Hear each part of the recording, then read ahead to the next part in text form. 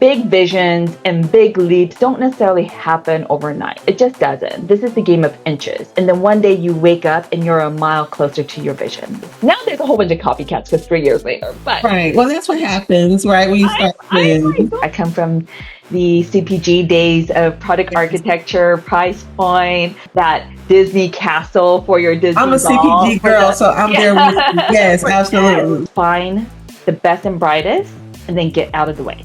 Especially for marketers and product developers, as well as executive leaders, it's so important to understand the voice of the consumer. Today, I'm joined by my brilliant friend and beauty industry trailblazer, Susan Kim, CEO of Kopari Beauty, on the anatomy of a big idea.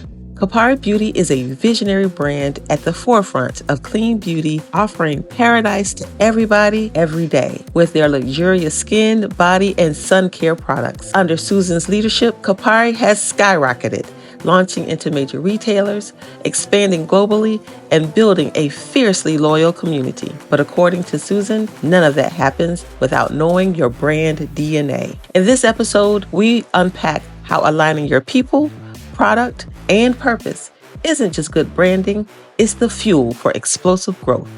Because when you know exactly who you are, you don't chase the moment, you define it. Susan, thank you so much for joining me. I'm so excited to have this conversation. Oh my gosh, Toria, that was a beautiful intro. Something that I was like, who's she talking about? Is it me? Talking about you. Absolutely. I wanted to have this conversation with you because, you and I had a great breakfast where we were talking about your journey at Kopari. And you mentioned how, even before you started at Kopari, you had this vision for and of the potential, right, that you saw in the brand and how you knew you can be able to contribute to it and add value. Can you talk a little bit about how, what you saw in Kopari in the initial part of you looking at the business and what inspired you to want to kind of take the helm and move it forward? Yeah, great question. So, whenever I'm presented with opportunities and from the experiences that I've had, whether it be at Benefit Cosmetics, Mattel, Huda Beauty, I really look for brands' DNA, right? What is the essence of a brand and what makes it uniquely that brand in a very crowded and competitive space? And I look at the pillars of the DNA and is it something that fundamental to the brand that I could work with to continue to build growth? And so when the opportunity of coming to Kopari presented itself, I just remember this brand that was one of the first movers in the clean beauty industry when it was founded in 2015.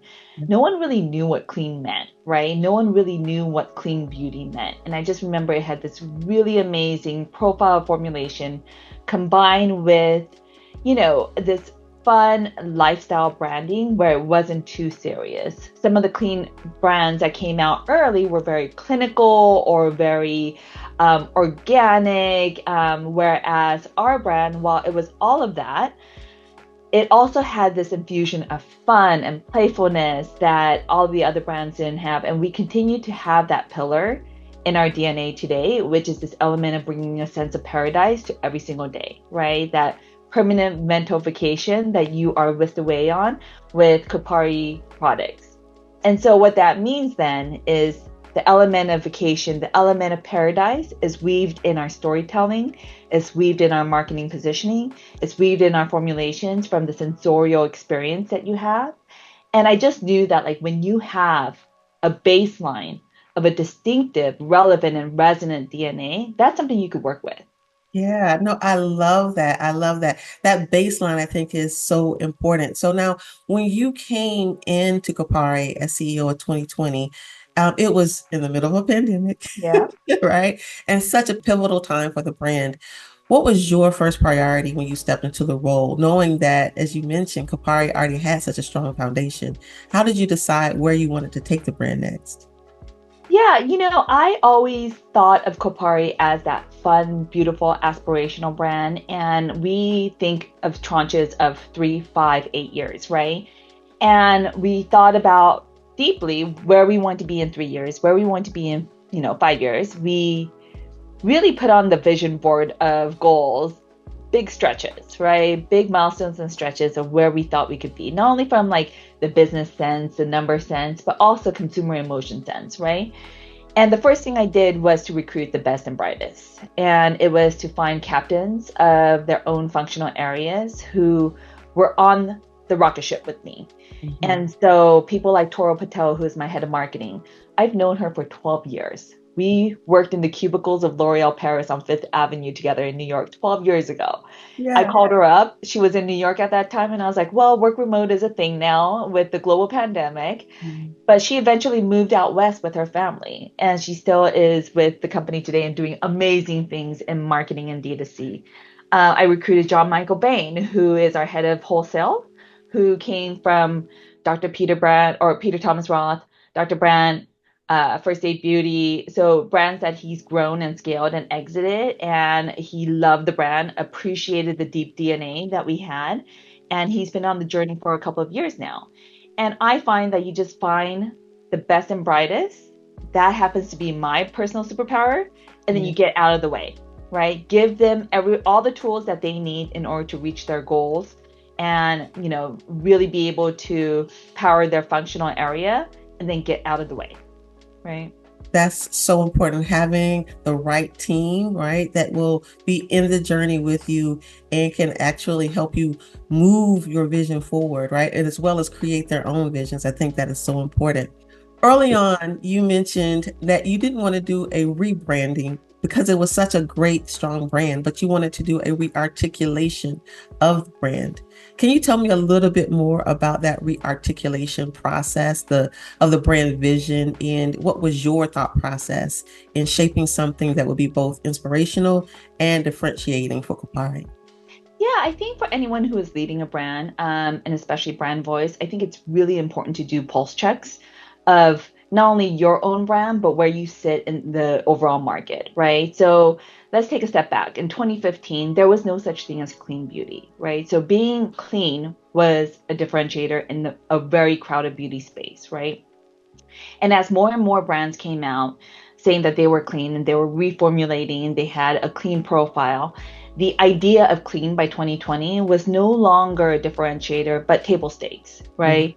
Right. And so we really had to change our positioning from we're clean to we are luxury performance that gives you a sense of vacay. And oh, by the way, we happen to be clean. So it wasn't the forefront of our communications, but the baseline of our philosophy on formulation, right? And so, I think about positioning a lot, especially when you're in a prestige price point and you're asking consumers to pay up for an emotional connection. And being able to have that emotional connection is hugely important for Kupari and building a community where it's not just the brand talking to the consumer, but really having this back and forth dialogue with the consumer, what they want from the brand that has been able to differentiate us from a very crowded space. No, I love that. And so when you worked with the team, can you talk specifically around what were the inspiration points that informed this rearticulation? Yeah, I mean, we already had a great brand DNA with the sense of tropical vacay, right, and tropical paradise. Mhm. But really, this idea around who are we that is distinctly us.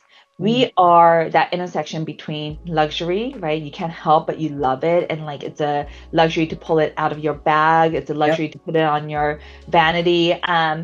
But it will perform. It will protect you to an SPF 50, right? Yep. And really being able to fulfill on that promise as well. So I call us the Lexus luxury performance in the beauty industry.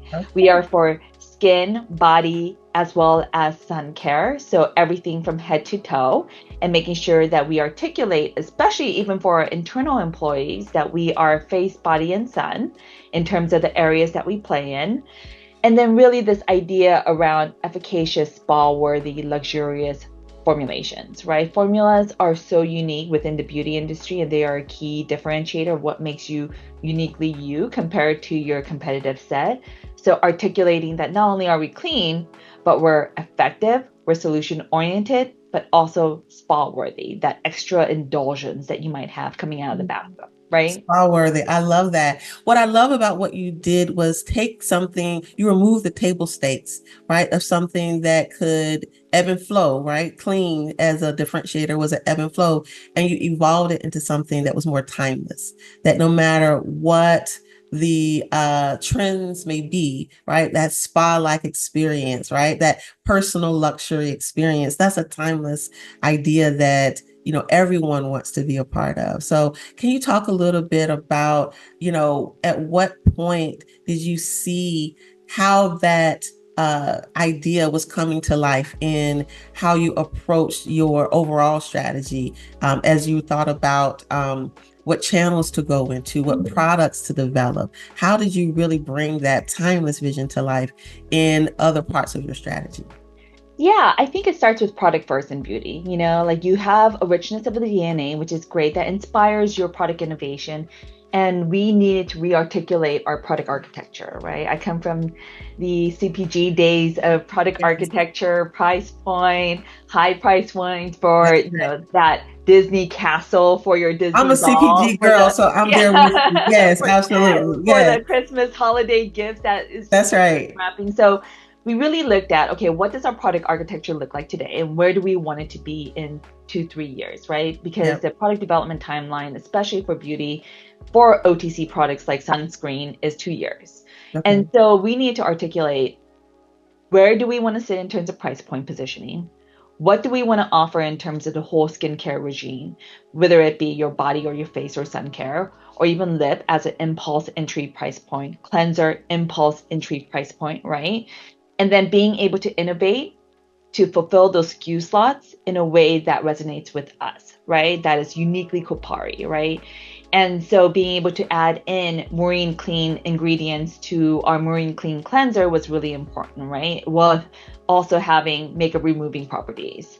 And then when it came to sun season, we like to say we own sun season because we're perpetually in San Diego in the sun, Yes, right? absolutely. Um, and so it was really important for us to come out with a sun care product that was not a me too, because we're asking consumers that to pay $42 SRP for a sunscreen that across the aisle at Ulta Beauty at Target, you could go and get a $7 Neutrogena spray, right? Right, And so what is that differentiator to get consumers to pay up for that experience? right. So it has to be the whole experience. It has to be the way it looks, not Hmm. only on shelf, but through a mobile screen. Every single one of our products, when we get our final products, we take our phone. Everyone takes out their phone, That's puts out right. their camera and their Instagram app, and looks at it through the phone. And we have to say, is it going to make you thumb stop? Right? Yes, And because now yeah, the screen is the new shelf set, right? exactly, Yeah. exactly. So all of our products typically are very, very visual.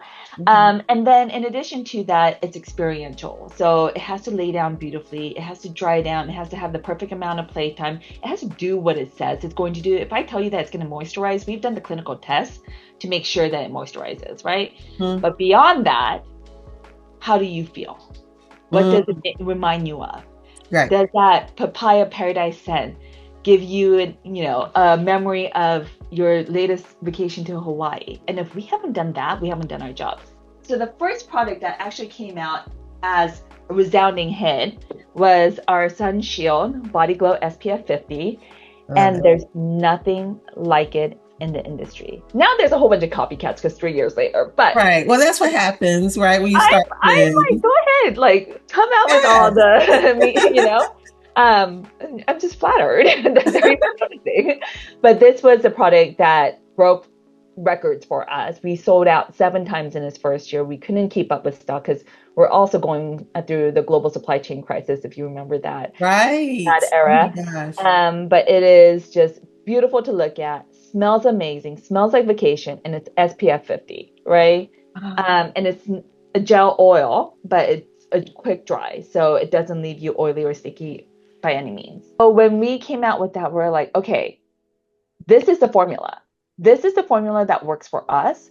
Always being rooted in the brand DNA, having a roadmap around SKU slots that we want to fill in for overall product architecture, and yeah. then innovating in a way where we're rooted again in what consumers expect from us through mobile, through shelf, through retailers, and omnichannel. I love that, but you said something that I really want to spend a second on, which is it smells like vacation, right? And making sure that the entire experience, not just the way it looks, not what you name it, but the sensory experience, right, is rooted in your DNA because you talked about you are a tropical vacation. That is a part of your brand identity. So how do you make sure that it looks, smells, right? And Yeah. it literally takes you to that experience of a tropical vacation, right? That is critical to the product development experience. Absolutely. And let me tell you, I've made a lot of products in my day. I made a lot of flops in my day, but this has been the brand that has been the most fun to work on because it really is just from nuts and bolts, not only just the baseline formula, as well as the efficacy that we're looking for in the clinical ingredients, but just the fun factor that we're able to really embed in there. And sometimes we hit on a formula and I'm like, oh my gosh, our customers are going to love this because we do have that closeness with our consumers, right? Well, tell me, how did you create that closeness with your consumers? Like, how do you make sure that your consumers are going to have the experience that you're intending with each product that you submit? Yeah, I think, especially for marketers and product developers, as well as executive leaders, it's so important to understand the voice of the consumer. So the first thing I did in the first 2 weeks of me being in this role, I asked for the passwords of all of our social channels. Mm. And I got on there. I got on there and I moderated, I responded, I DM'd, and made sure that I was talking to the people who were really engaged with us, right? And that's what community means. It's a two-way communication platform, not just a one-way megaphone. And in addition to that, being able to do store tours and meet the customers in retail, being able to have a private Facebook group of all of our really, really loyal D2C customers and ask them, what do you want to see next? If you could get anything from Kopari, what would you like to see? And having those conversations is incredibly, incredibly fruitful, not only for me, but for the team, making sure our team has that closeness with the consumers. And then being able to like imagine those consumers as you're developing product or developing campaign or developing, captions for your social media posts, imagining them and how they're going to react. The question that you want to ask yourself is this going to delight them? Is this going to meet their expectations on that stuff? But like delight is like above and beyond expectations, right? Where you just are filled with that emotion. What I love about that is that you're creating your own personal relationship so that you have your own intuition about what will delight your consumers, right? What they will not. You've talked to them. It's like they're your friends and you're creating something for your friends. Absolutely. Absolutely. Tell me a little bit more about how your vision informed your channel distribution and other strategies to grow your business. Yeah. So, our business is half D2C and half wholesale, with our major partners being Nordstrom and Ulta. And they are just tremendous partners, but we have to also know that we're guests in their home, right? We're guests in their box, in their home. And so there are some imagery that I am big fans of when it comes from the brand, because again, it sets the tone of where you might use our products, who might be using our products and so on. But ultimately not like that lingerie photo. They're a wholesome Midwestern company. So they may not like that bikini photo that I Got it. really, really wanted to have. Right. It's really this blend of being able to compromise with them, but also having that mindset of where are we going to use this photo when you're shooting it, when you're picking out the styling for it, right? And because we are such a small and nimble team, our creative director, when she's shooting shots, we have our shot list all laid out, but she's thinking about what is that banner shot that we're going to have in Ulta doors. Okay, probably not the string bikini for that one. And just being thoughtful about the usage of certain content and material when you're creating versus the afterthought of it. Oh, I love that. So, when you say we're guests in someone else's home, right, you're also putting their business and their vision into consideration. So not only have you crafted a strong vision for your business, but you're thinking about the vision of your retailers, you're thinking about the vision of your consumers, and how do you integrate those three components to create and stay true to the core of what your brand represents. Exactly. Exactly. No, I love that. So now with that though, there could easily be distractions, even when you're trying to stay strong and stay focused on, developing a strong, clear vision. It can be tempting, right, to have so many different distractions, particularly in a competitive marketplace. How do you stick to that vision when it may be tempting to want to be more reactive to the marketplace? How do you find that balance? I think it's a DNA. It's a Mm, DNA. Every single employee, when they join Kopari, gets a little card that has all of our DNA pillars, right? And they get an orientation with me, obviously, and we really talk deeply about the DNA and what it makes sense for us to do in the context of our DNA. They're not lanes, I would say. Well, I would call them like bowling alleys, of like where you could operate in. okay. But for example, every once in a while, our chemist might come to us and be like, fermented mushrooms. That's the new thing, Susan. Fermented mushrooms. I'm like, I love your enthusiasm. I love Right. it. Show me the efficacy, because maybe if it's effective, we could really, be able to formulate something special, but it's not going to be the forefront of what we talk about, because does fermented mushroom take you to paradise? I don't know. Maybe it will, but for some people it might. Right. That's fermented mushrooms make me feel like I'm on vacation, right? Yeah, yeah, exactly. Oh my gosh. Well, I know you are working on, some really exciting things. What are some of the things that you are personally excited about for the future of Kopari? Oh my gosh, let me tell you, my desk is a disaster right now because all of the product development happens on this desk, and I am like the least organized person. But I am just so excited by our fragrance mist that we just launched. And that really speaks to the stretchability of the brand, right? So when you have a really strong DNA, there's different avenues and categories that you can really go into beyond just the core categories that you operate in. So fragrance mist is having a moment.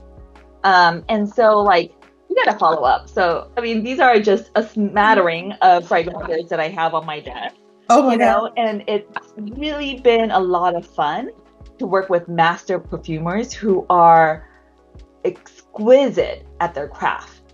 And when I tell you, these master perfumers and the noses that they are just so talented. But it's been a lot of fun to work on extensions of our fragrance mist because they've been hugely successful for us. And again, sensorially, where does that take you, right? And I Yes. love that, like, we're able to do the tropical scents and the fruity scents. Yes, of course, because we're Kopari and it's paradise, but we're able to do, Spanish blooms. We're able to do Madagascar vanilla. We're able to do Seychelles sands and like warm undertones of musk and sandalwood, because that still takes you to You're paradise, making sure right? your naming and the nomenclature that you create for your product architecture, your the sensory experience, right? The visual, the product development, the packaging development, Yeah. all of that has to be anchored in the core of the DNA of your brand and the Yeah. vision and how you want to build it forward.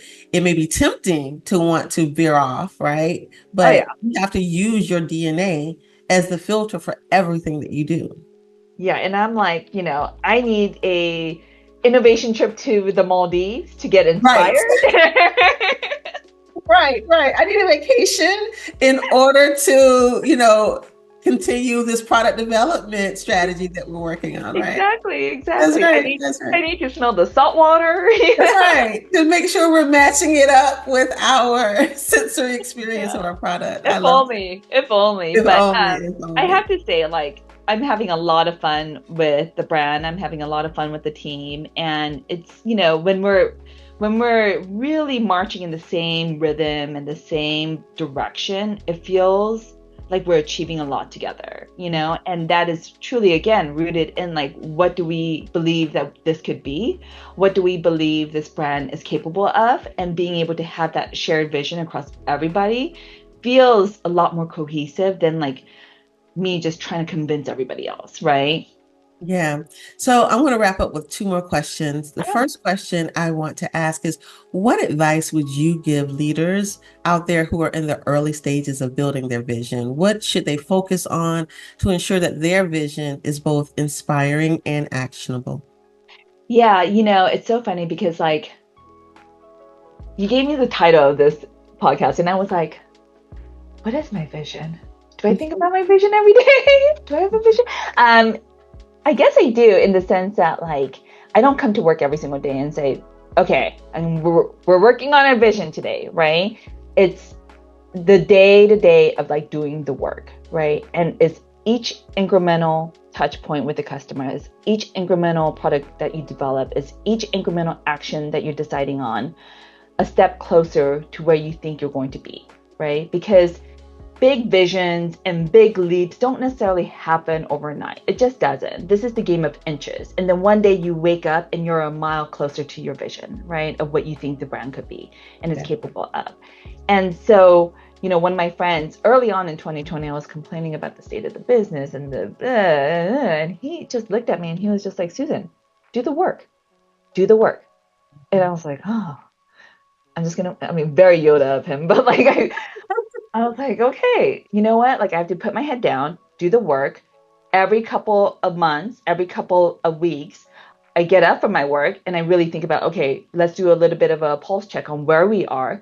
And is it in the direction of where we're heading? And does that get us closer to where we think we're going to be, not only from a numbers perspective, but from a magnitude perspective of where the brand should sit, right? Mm-hmm. And 4 years later, here we are, and we are, growing by leaps and bounds. We have a tremendously lean team, but a very talented team who are capable of so much more than they think that they are, right? But in addition to that, like, we have this brand that is for the it girl, which is, that coveted sort of status symbol, but it doesn't come overnight, right? Right. Well, what I heard you say is you begin with the end in mind, having that clarity around where you want to be in 3 years, where do you want to be in 5 years, right? And having a specific level of clarity around what's that North Star for you, right? And then do the work, right? Mm-hmm. Like you said, getting to that vision happens in inches sometimes. Exactly. And so you just got to have that clarity and then put your head down and do the work. And maybe periodically you look up and making sure that you're still on track. Mm-hmm. But it's not a daily, watching the grass grow, but it's put your head down, starting with that clarity, starting with that North Star. Exactly. I love that. Okay. Last question. How would you define a big idea? I mean, like, fundamentally, I think a big idea is what changes the trajectory of a business, right? I think that, like, for me, coming into this brand, there was a lot of ambiguity. And, it was COVID, brick and mortar was shut down. We had an award-winning deodorant, and we really had to, like, do the work of re-articulating, who we are, who we're for, who we're not for, right? And in that moment, we decided that we are a prestige brand in body, skin, and sun. What you don't hear in there is personal care, right? We had a award-winning deodorant that was a hero product that was the majority of our sales back in 2020. And to very specifically walk away from that was very painful, right, in the short term. But I think it proved out to be the right decision for us because it gave more stretchability and headspace for us to be able to really grow beyond personal care. And oh, by the way, personal care is for mass markets. It's not for prestige, right? And so that was a big idea for us at the time because it was a huge risk. It was pretty much saying that we're going to walk away from a product that continued to be a huge seller for us. We continue to do a lot of deodorant, right? Sales, right? So it's not like we walked away from it necessarily, but it was really about like reallocating our marketing funds and our focus and looking at innovation as a key factor of growth. And that has been the biggest idea for us in terms of, where the brand headed, what we're known for today, how we think about growth in the context of, a really dynamic external market. Mm-hmm. So I would say that of choosing who you are for, who you are not for, what you do, also what you don't do, yes, is incredibly important, underpinned by DNA and team. That's brilliant. Sometimes a big idea isn't what you do. Sometimes it's about what you don't do. Yeah. I love that. I love that. Susan, thank you so much. This was This so has much been so fun. fun. This was so Thank much you. fun, right? Thanks for having me. Thank you so much. I appreciate it. This was a lot of fun. And I'm excited to see where Kopari goes. I am a Kopari fan, so thank you. The birthday suit lip gloss is my favorite. Um, Yay. Well, and so much of stay your, tuned. We have some exciting stuff coming I up. can't wait to see it. All right. Well, thanks again. And I will continue to be a fan of Kopari and a fan of you. Well, thank you, Toria.